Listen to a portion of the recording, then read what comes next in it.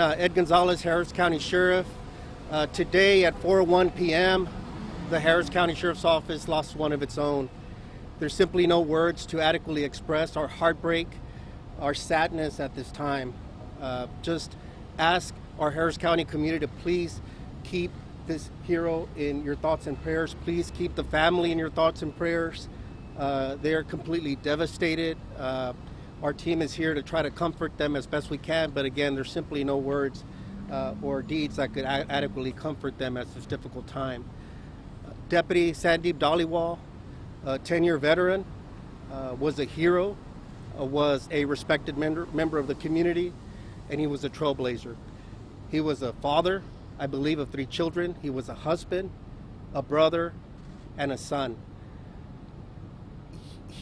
Deputy Dhaliwal is known to everybody as someone with a giving heart. We were talking about some of the stories about him, and one that comes to mind is post-Harvey. When we needed the most help, he brought an 18-wheeler of people that he gathered together that came all the way from California to deliver goods to our community. When another colleague needed help because his relatives in Puerto Rico needed help when they sustained their devastation, he went on a trip with Commissioner Garcia to help support the Puerto Rican community. Deputy Dhaliwal was a trailblazer. He was the first member of the Sikh community to become a Harris County Sheriff's Office deputy. He wore the turban. He represented his community with integrity, respect, and pride. And again, he was respected by all. Then Sheriff Garcia was also a leader in bringing him in at that point. Many stories have been documented about Deputy Dhaliwal. And so again, today we try to reflect on the life he lived, not how he died. Because truly he died a hero. He died serving the Harris County community. To recap, he was working, he was on duty, he was on a traffic stop. 2 individuals inside the vehicle. As he was conducting the traffic stop and returning to his patrol car, the preliminary information that we have at this time is that a male suspect exited the vehicle armed with a pistol and in a cold-blooded manner, ambush style, shot Deputy Dhaliwal from behind. He was unable, obviously, to recover from those fatal wounds. All life-saving efforts were made. I want to personally thank Memorial Hermann here at the medical center, all the frontline personnel that assisted, both his colleagues and also I believe it was Cy-Fair Fire Department that assisted, and just everybody for the outpouring of support from different agencies. I know the District Attorney's Office is represented here as well. Just everybody coming together to support us in this time of need. Again, most importantly, we ask you to support the family because they're devastated. Again, he leaves behind 3 children. They're trying to be comforted as well and protected during this difficult time. The Harris County Sheriff's Office, we're a family, and we'll pull together during this difficult time to continue to serve our community because that's what Deputy Dhaliwal did. That's what he died doing, and we're going to continue his legacy, a legacy of service, a legacy of giving back. But we're going to do it with heavy hearts, and we ask again the community to support us. Hoy a las 4 de la tarde perdimos unos de los nuestros, el oficial Sandeep Dhaliwal, un veterano de 10 años, un miembro de la comunidad Sikh, falleció después de haber recibido unas heridas graves en una escena donde él había parado un auto en tránsito. El individuo salió y le disparó 2 veces fríamente por la espalda y no pudo recuperarse de sus heridas. Él es un padre, un hijo, un hermano y un héroe para todos nosotros, y por eso en este momento estamos con el corazón muy difícil.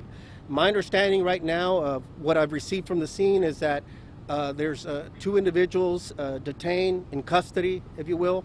A weapon has been recovered that we believe it was the weapon utilized in this fatal shooting. And again, we're going to handle it like professionals. We're going to do everything we're supposed to do.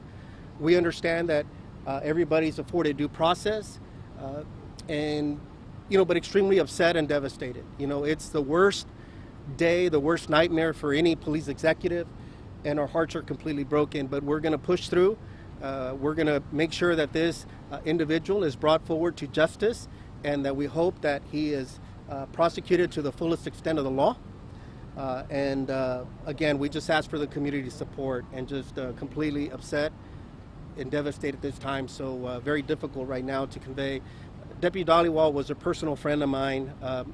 I was there to assist and comfort his family when he lost his mother, I believe last year, and his family have been close friends of mine, and I know of Commissioner Garcia as well. I want to ask Sergeant Cuevas with the Deputies Union to come up and say a few words on behalf of his members. Thank you, Sheriff. Commissioner, Support Staff Chief. I want to let the community know that Sheriff's Office family is heartbroken, devastated about what's transpired. But like Deputy Dhaliwal, who is a great man, we're going to continue to strive and do the best we can and continue to support and protect the citizens of Harris County. This is a very trying time. It's very tough on us, but we're going to continue to do our job. So thank you. And again, I said he had a personal relationship, and the history is not lost on us that he was the first member of the Sikh community to be recruited into the Sheriff's Office, and owe a lot to then Sheriff Garcia, now Commissioner Garcia. And again, I believe last year he went to Puerto Rico together in a mission to help support the Puerto Rican community. But Commissioner? Thank you, Sheriff. On behalf of my family, on behalf of the citizens of Harris County and Precinct 2, we extend our thoughts and prayers and condolences to the Dhaliwal family, to the Sikh community as a whole, and to the Harris County Sheriff's Office family. This is a truly, truly tragic day. Death in such a horrific manner should never come to anyone. But it should never visit someone like Sandeep. This guy had a heart of gold. He treated his brothers and sisters in law enforcement as if they were just brothers and sisters. He thought of them before he thought of himself. He thought about the broader community before he thought of himself. This is the man who we've lost, but who will continue to live because, as the sheriff mentioned, he was a trailblazer. He was an example for many. As a result of Sandeep stepping forward to become the first Sikh deputy, we have others. And he became internet.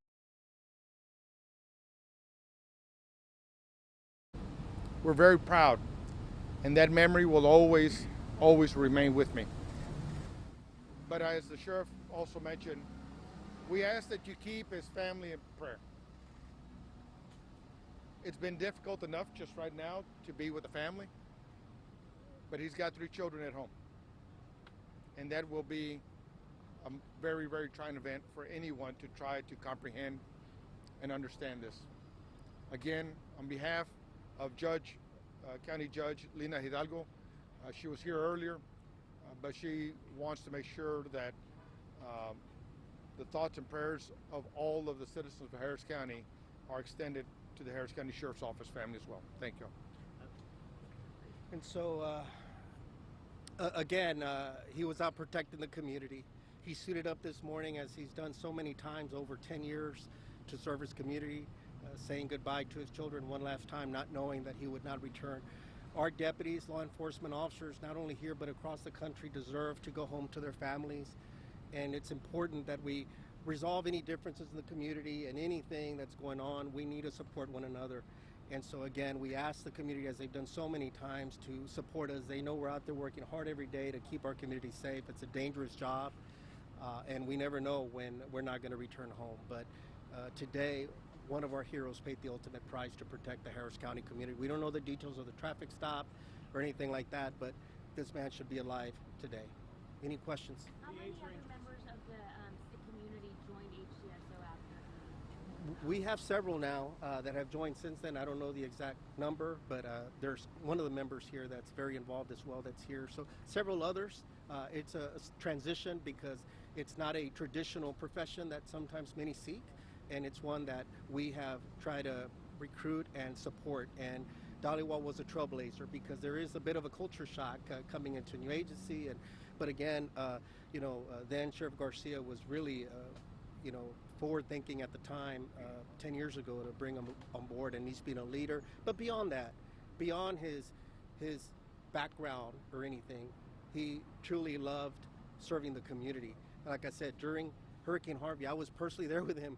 We posted on social media when he brought members from across the country because of his leadership to help serve the local Houston community. He was always looking to serve others, and a smile on his face all the time, beloved by many.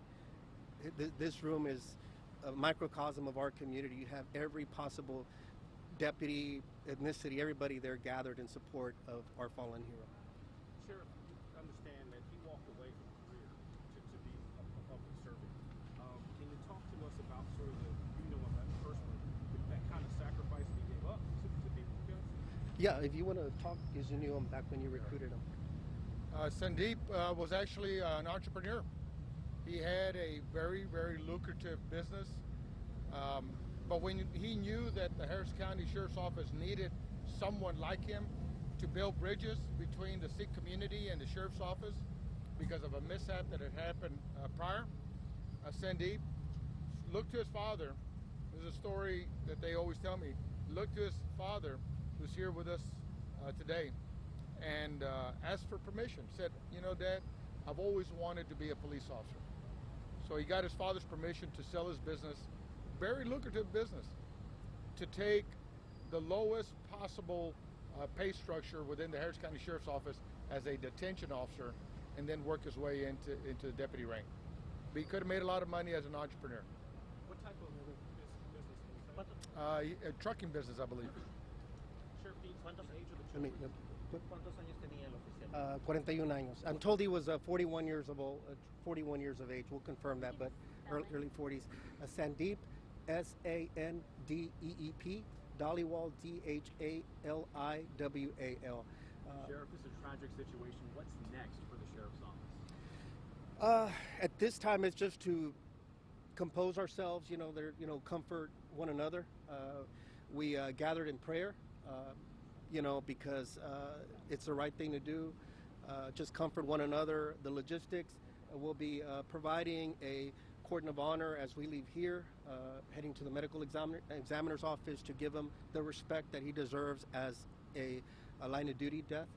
And we're just going to continue to support the family and see what their needs are, and then obviously be respectful of the family to see what their wishes are in terms of how to pay our final respects and all of that. We've got our chaplain and all of that in place. And then the second half is the coordination of the criminal investigation as well. Hasta el momento quisiéramos saber que nos dijera el sospechoso. ¿Esta persona está seguro que él fue el que disparó, el que jaló el gatillo? Cada persona, nunca decimos que estamos seguros porque tiene el derecho, por más que nos molesta, tiene un derecho a un juicio. Entonces dejaremos que la evidencia y la información que tenemos nos lleve, pero estamos seguros que tenemos el sospechoso responsable por esto, de que hizo esto. Entonces, ¿Sabemos su etnicidad? ¿Es hispano? me han dicho que es un hombre hispano, pero no puedo confirmar porque yo no estoy en la escena. All I know right now about the potential suspect, and I don't want to jeopardize our investigation. I'm not out at the scene. Is that he's a Hispanic male that shot our deputy. Sheriff, until there's a second car at that location where the suspect was picked up, a black Lincoln, do you know if that's connected? I'm not sure. I think he was located at a retail store nearby, so I don't know what the movement was post-shooting and how he fled. I really don't know that. We're trying to coordinate that, but they're obviously focused on a scene investigation, and we're very methodical in making sure we get the job done. Having been a homicide investigator myself and been on the other side of these investigations, I can tell you that we have the best in the business in the Sheriff's Office that are out there right now. We have command staff that's out there, so we know that it's in good hands. So we're just trying to get the preliminary information. They're working that scene. As soon as we know more details, we'll be able to share that with you all. Did any of the suspects, did they have some warrants or something that they would provide some rationale for doing? I don't know motive at this time other than it was a routine traffic stop. Not a routine, I shouldn't say none are routine. It was a traffic stop. The reason for the stop or why this individual would act in this manner, it's unknown at this time. Sheriff, you said he had 3 children. You know the age range on those? School-age children. I'm not exactly sure. I think the oldest one may be early teens. The rest were younger children. ¿El oficial portaba su turbante normalmente? Típicamente siempre. Yeah, he was asking me if he was wearing his turban. Just about every time I saw him, he was. Yeah, he did. So I'm sure he did. Yeah, he actually, I'm sorry, correction. I saw him. He did have it on. He didn't? Or He did. Okay. Sheriff, what's your message to the public? Just again, just heartbroken. You know, to lose a hero, a leader, a public servant in this violent, tragic manner is just. There's just no words to convey our pain, our heartbreak, our anger as well. You know, we're human beings, but we're going to channel that to continue to serve in the way that Deputy Dhaliwal did. You know, with integrity, with respect, with pride. That's what it's all about. You know, our patch says the Harris County Sheriff's Office is the pride of Texas, and that's something that we try to live to every single day out in serving the community. You all know that we're very involved. We're always out there. That's how he served. That's what he exemplified, and that's what we're going to continue to do. That we continue to live in his honor and to make sure that his death is never in vain. We're going to continue the fight and be that line that's always protecting the community 24/7. Esta pregunta es para el señor Adrián García y quisiera que lo dijera en español. Hace unos momentos usted nos acababa de decir de que cuando usted lo contrató por la religión, usted pensaba que este oficial quizás iba a ser objeto de odio, de ataques, de lo que llamamos bullying. ¿Qué significó para usted hacer la diferencia y contratar a este oficial por primera vez de miembro de esta religión? Pues cuando desarrollamos la política que le dio permiso para usar su turban, yo hablé con él para decirle que aunque tenemos la política, que no se tiene que sentir obligado para hacerlo, pero si lo desea de ser, va a tener el permiso y el apoyo. Pero también hablamos del riesgo, del odio que existe, la ignorancia que existe en nuestra comunidad, desafortunadamente. Y yo le dije, por favor, nomás quiero que entiendas eso. Y si lo vas a hacer, que por favor siempre tomas todas las precauciones necesarias. Y él me dijo, sin duda, lo quiero hacer, porque eso es lo que yo soy. Y yo quiero mostrar que el departamento es un departamento único, un departamento que llega a apreciar y apoyar una diversidad, y por eso lo quiero hacer. Y aparte de eso, yo siempre voy a tomar mi entrenamiento en cuenta y voy a hacer todo posible para protegerme en cualquier momento. Y 10 años cumplió. Y por 10 años fue un súper ejemplo del departamento del alguacil del condado. We're going to have to wrap up at this point. As I mentioned, the next steps are for us to begin our formal escort or cordon of honor, both here and at the medical examiner's office. So we're gonna be out here already. But again, thank you all for being here with us and also for conveying the information to the community. Thank you. Yeah, it's just where we stand in an escort in honor and attention, and then make sure that he gets brought down and escorted, with all of us standing at his attention, and then we escort him to the hospital, to the medical examiner's office, and then we'll be waiting for him similarly on the other end. I know we don't want to focus on how he died, but you use the word cold-hearted, ambush style. That has to make you furious. Very furious, yeah, because he didn't even have a chance. It's my understanding that he didn't even get a chance to unholster his weapon. I mean, this person just, in a cold-blooded, calculated, way, just ambushed him from behind and didn't have a chance from what it appears. And so, again, we'll let all that work its way out. At this point, though, it's just dealing with the mixed emotions that we have right now. Thank you all very much. Appreciate it.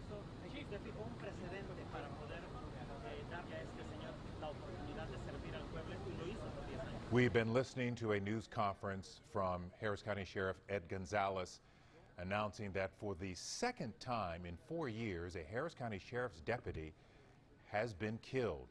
The news at 5 starts now. KHOU 11 News at 5 starts now. Today at 4:01 p.m., the Harris County Sheriff's Office lost one of its own. There's simply no words to adequately express our heartbreak, our sadness at this time. Harris County Sheriff's Deputy Ed Gonzalez saying a Harris County Sheriff's deputy has died after being shot during a traffic stop. It happened this afternoon near Jersey Village. The sheriff confirming the news, as you heard just moments ago. He said the officer was unable to recover from his injuries. We now know 2 people are in custody. Yeah, let's take a look at where everything unfolded this afternoon. The shooting happened on Willinsey Court. That is in northwest Harris County. Deputies then made an arrest along West Road.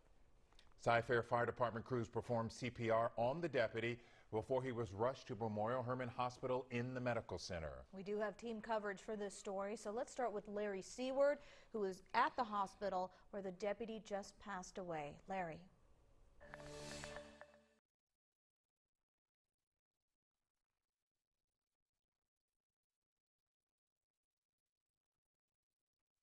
All right, we are waiting for Larry to get situated with his microphone. We'll go back. Can you guys hear me now? Can you guys hear me now? All right, I'm sorry about that. We had a microphone issue. I'm with Sergeant David Cuevas. You were the unit for the deputies. My condolences, first of all. What do you want the community to know? Well, first of all, we ask that the community to continue to pray for our deputy. He was a great man of integrity, and we're hurting right now. But we're going to recover. We're going to continue to do what we do, and we're going to do our job in the community to keep Harris County safe. We heard from the sheriff as well as former Sheriff Adrian Garcia about this man, personal stories, a hero during Harvey who got an 18-wheeler full of goods. What do you remember about him? He was a good man. I mean, we were all a part of that.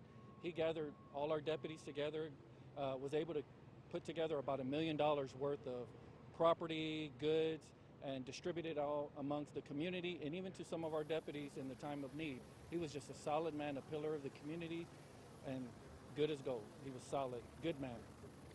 He has a family, he has children, he has a wife, he has a father. We were told that he was an entrepreneur running a business that stepped away from that. And I hate to ask it in this way, but how is he different than the other deputies on the force?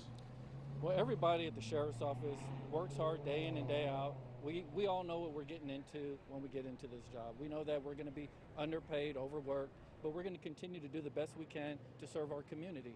And he was just a very good, solid person, a great man of faith, and he is something that the community could look up to and say, All right, so that was Larry Seward speaking with a deputy at the hospital. Let's go live now to the scene in northwest Harris County where the deputy was killed. Let's listen into this. Quick stop. As you now know, he was shot and has succumbed to his injuries. On the traffic stop, it went down at, like I said, he called out at 12:23 on his traffic stop. The dispatcher checked in with him at 12:26 on the traffic stop, and he updated his situation and said he was fine. When I arrived at the scene, I looked at his dash cam video, and what had occurred is Deputy Dollywall had went up and conducted a routine traffic stop, had the driver's door open, speaking to the driver, watched it for about 2 minutes, and it looked to just be conversational. There was no combat, no arguing, just looked like a routine traffic stop that we conduct every day. At some point, the deputy shut the driver's door. The driver remained in the car. Deputy Dollywall began to walk away and returned back to his patrol car. And within about 3 to 4 seconds, you see the driver's door on the suspect's car open. You see the suspect exit the car, almost immediately running with the gun already out, and ran up from behind and basically ambushed Deputy Dollywall and shot him and struck him in the back of the head. When the traffic stop first occurred, there was a neighbor about 2 houses over on Willinsey Lane, I believe it's Willinsey Court, who was outside doing yard work. And she saw the traffic stop occur, probably thought nothing about it, But then a few moments later, she heard 2 gunshots, and she looked up. She saw the suspect running from the scene and get into a getaway car and leave the scene. She immediately ran over to the street where the deputy was lying on the street to check on him and called 911. Deputies and other local jurisdictions, including Precinct 4 constables, Precinct 5 constables, and Department of Public Safety, including many other Harris County Sheriff's deputies, arrived in this area and began looking for the suspect. The initial arriving deputies went to the scene where Deputy Dollywall was, and they immediately looked at his dash cam to see what the suspect maybe looked like. They saw the suspect on the screen. They took a photo of it on their phone, and we immediately got that out to our intel people, and we distributed that to the deputies that were nearby looking for the suspect. The suspect, the shooter, was located at a nearby business less than probably a quarter of a mile away from the scene. He was inside a nearby business. A deputy observed that he looked a little nervous and put him in custody, and that did turn out to be our shooter. The weapon that we believe is the suspect's weapon that he used to shoot Deputy Dollywall with was recovered in the same parking lot of that nearby business. And we also have a female in custody that was believed to be the passenger in the car, and she's in custody. Both suspects are down with homicide detectives now being interviewed. And that's pretty much all we have at this point. Are you able to identify them? Identify the suspects. That's being done currently. I mean, we saw the suspect on the screen. I personally saw it. I saw the suspect we had in custody. We're not releasing the name, but I did see the suspect in custody in the backseat of a police car that was the suspect on that video, on that dash cam. Major, first of all, condolences to you, to your department, for what you're going through this afternoon. The car that left the scene that the suspect was getting in, was that car there? Was it the car that was pulled over? Or was it a getaway car that was there at the scene besides the car that the deputy had pulled over? No, it was the same. It was the car that was pulled over on the traffic stop. And that's the car that they left in. That car was recovered in the nearby shopping center where the suspect was also found, sitting in a nearby business. Right behind you. Right behind us. Was a black Lincoln over there? Does that have anything to do? There will be more details coming, obviously, as the case is investigated by our detectives.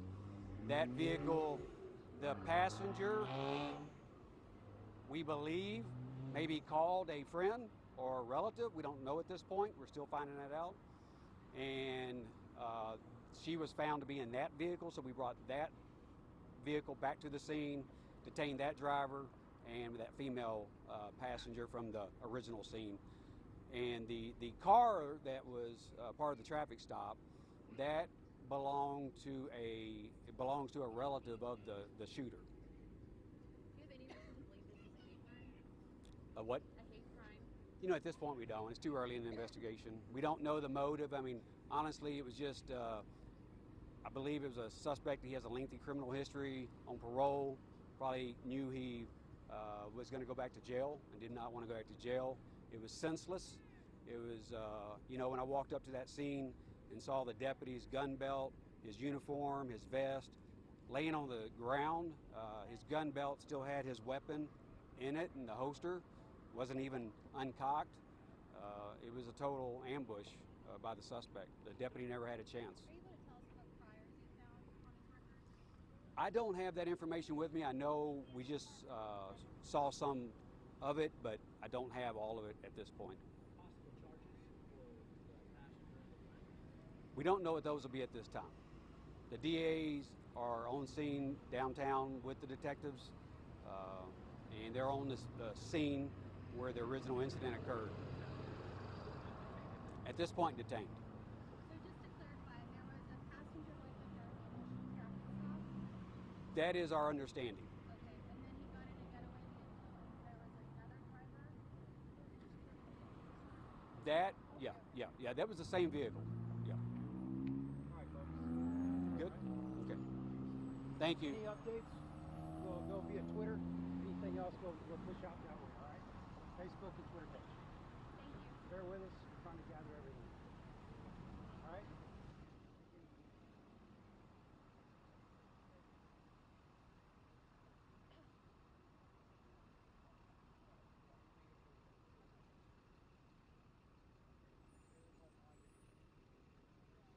Suspect was arrested. Melissa, we just heard the details. Can you break down the specifics of what this deputy just mentioned, of what happened here this afternoon? Sure, Len, I'll do my best to kind of backtrack what Harris County Major Mike Lee just said, but folks, you gotta bear with me. I'm at the mercy of wind and an earpiece of gathering the information. Let me step out of the shot because this is what we know for sure. Harris County crime scene detectives and deputies are still processing this four-door silver Nissan Altima. They're taking a look at it from every inch. At one point, it was under a tent because there was fear that maybe some of the evidence would be tampered with. There was rain going on, and so they wanted to do everything they could to preserve this scene. At this point now, that tent is gone, and so we're getting a better description of all of this. There was a hefty amount of attention to the right side of the car, or excuse me, to the driver's side of the car, that left side, and we're hearing what Mike Lee was said about how this traffic stop played out and about how the driver exited the vehicle and ambushed the deputy, and so this is what we know. If photojournalist Sergio Soto could zoom out, I don't know what his picture is looking at. I want to give you perspective. I mean, we're in a residential neighborhood in northwest Harris County, the cross streets West Road and Highway 6. This is a grocery store in the shopping center, a gas station in the shopping center, a small movie theater, and, you know, some local businesses. In fact, just across the street from this scene, you've got kids exiting a Sci-Fair school bus right now with apartments maybe 100, 150 yards from where this arrest happened. What we heard Major Lee say was that this suspect, along with a woman who was in his car, traveled maybe about a half a mile or so from where the deputy was shot, and then he parked his car and went into one of these businesses here in the shopping center. We're going to do our best to hustle and figure out which one that was. Deputies kind of watched this guy walk out, said he looked nervous. He matched the description of what they saw on the dash cam earlier in the afternoon, and they made the arrest. But the fortunate thing, when I show you how public this shopping center is that they were able to make this arrest without anybody else getting hurt. And again, to give you a play-by-play, we're talking about 12:31 in the afternoon.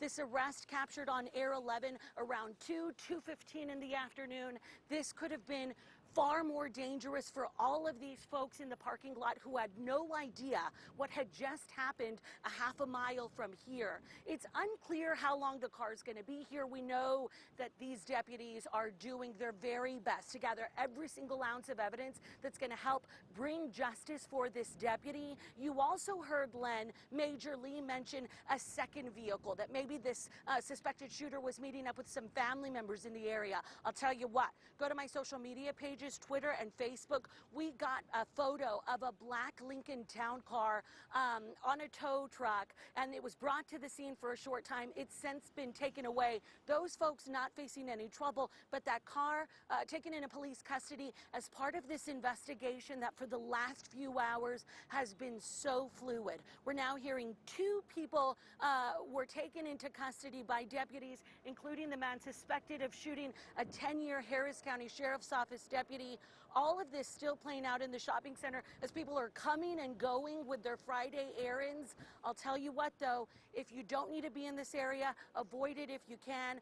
Deputies dealing with their emotions while also tackling the job at hand, hoping to just do as much as they can in as peaceful as a setting as possible. Len?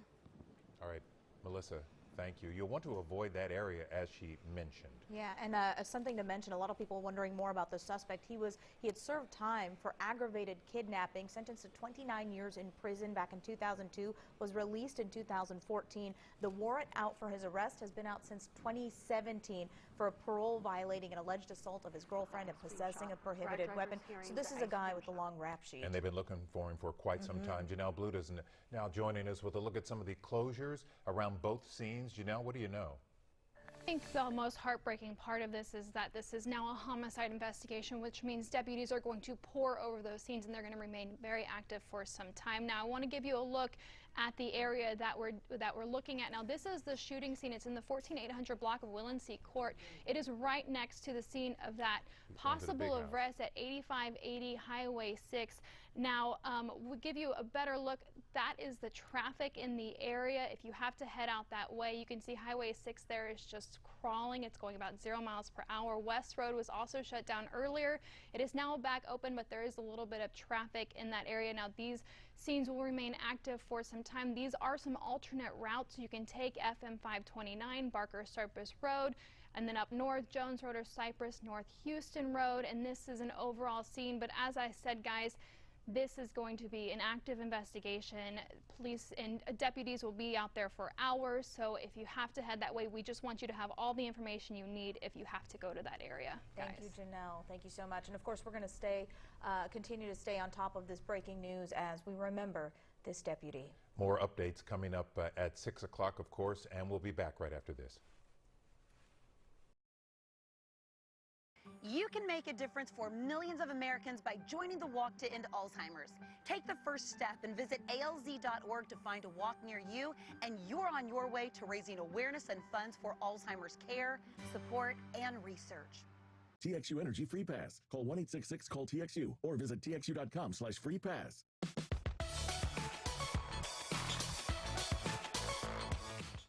It's a powerful thing knowing what you're made of. At Blue Cross and Blue Shield of Texas, we're made up of many things. We're made up of heart and the hard-working. We're made up of a belief that finding ways to serve all of our zip codes is as important as cracking our genetic codes. And in the end, what we're made of has been the same since the beginning, each other. And that's a healthy state to be in. Lords and ladies gather round. The king and queen invite you to the Texas Renaissance Festival. Journey to a magic time of romance and adventure. Spend a very merry day. It's fun for one and all. Good times abound at the Texas Renaissance Festival. Weekends October 5th through December 1st. Tickets at TexRenFest.com. Catchy tune.